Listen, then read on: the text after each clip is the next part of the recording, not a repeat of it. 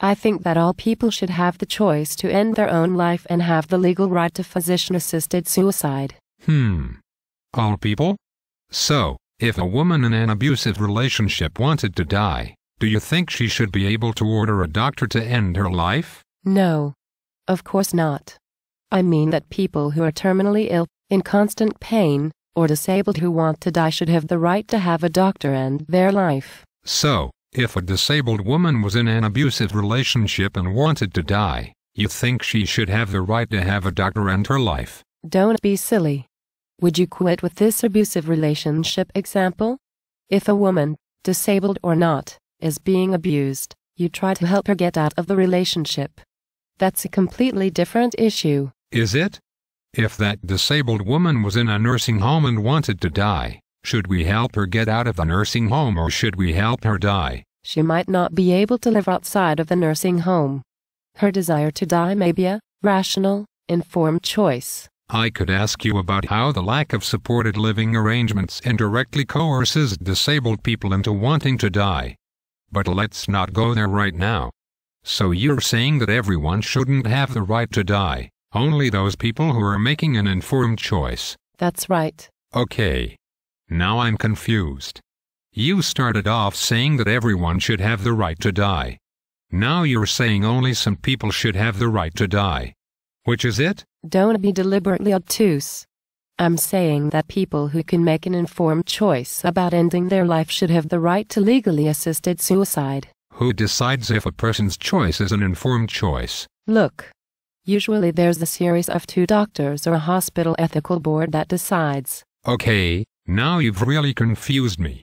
You started off saying that people who are terminally ill, in constant pain, or disabled should have the right to have a doctor end their life. Then you said that only people who can make an informed choice should have the right to die. But now you're saying that people should only be allowed to make a request to die and the doctor should decide. Which is it? Should the person get to decide or should the doctor get to decide? It's not one or the other.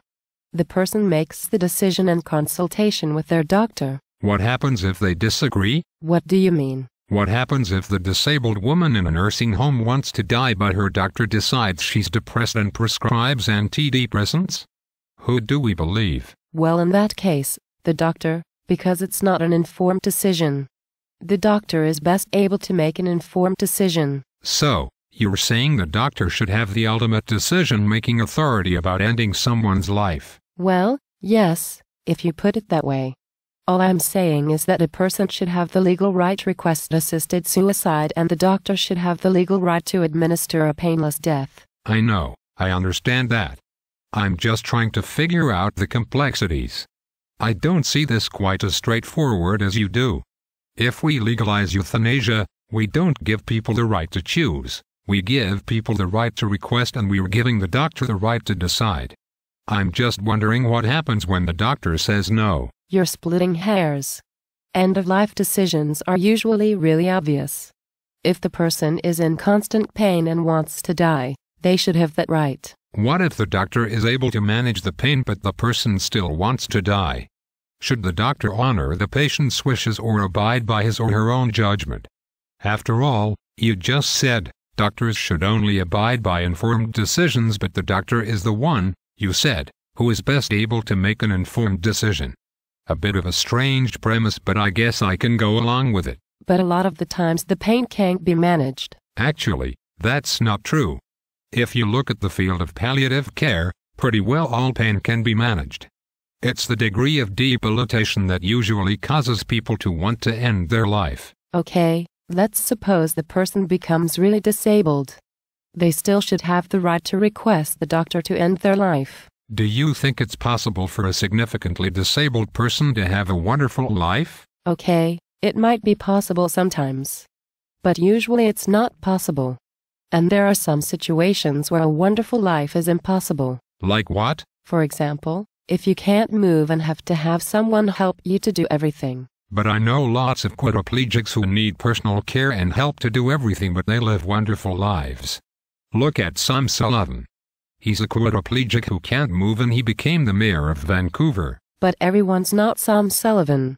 A person who can't move, who wants to die shouldn't be forced to live, But if we know that it's possible for significantly disabled people to live wonderful lives and a significantly disabled person wants to die, should we try to help them live better or should we help them die? We need to respect the person's choice. Even when that choice is not what we see as an informed decision? Yes. But you just said that doctors should decide. I know.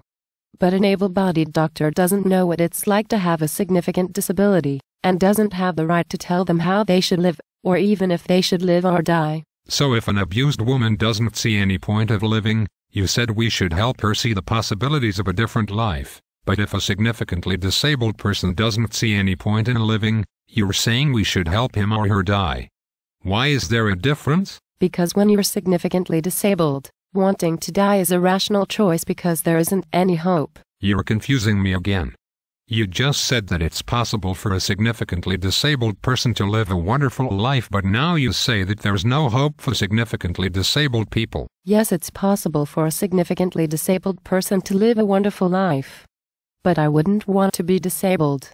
In fact, I'd rather die than be disabled. Why? Because I don't want people looking at me like I'm helpless. I don't want other people feeding me and wiping my bum. Why not? Because it would be humiliating.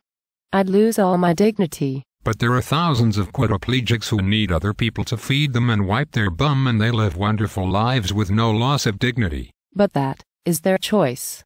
I should have my choice. And I would want to die. Do you think your desire to die rather than be disabled is an informed decision? I don't care. It's my choice. Okay. But do you think that your dread of becoming disabled causes you to be supportive of a disabled person's wish to die, but keeps you from encouraging a disabled person to keep living? You already said that you believe that there isn't any hope for disabled people. You also said that you would rather die than be disabled. It seems to me that your biases about disability make you dangerous to disabled people because you see dying as a more rational option than striving to live. I'm not biased towards disabled people. If they want to live, they should have the right to live. If they want to die, they should have the right to die. But your dread of becoming disabled is affecting your view of euthanasia. No, it's not. I'm impartial. You're not impartial. You just said that you dread becoming disabled and that you would rather die than be disabled. That doesn't sound impartial to me. Your feelings about becoming disabled are shaping your belief that disabled people who want to die should be helped to die. You are dangerous to disabled people because you have strong biases about becoming disabled, but you think you're neutral and simply support a person's right to die. You don't know what you're talking about. I believe in choice and dignity. No. You think you believe in dignity. But what you really believe in is dread.